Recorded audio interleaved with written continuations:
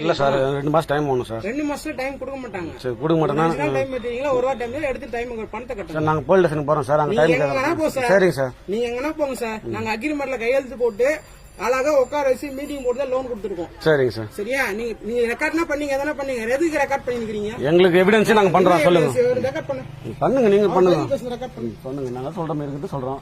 வேற தப்பா சொல்றோம் நாங்க சார்.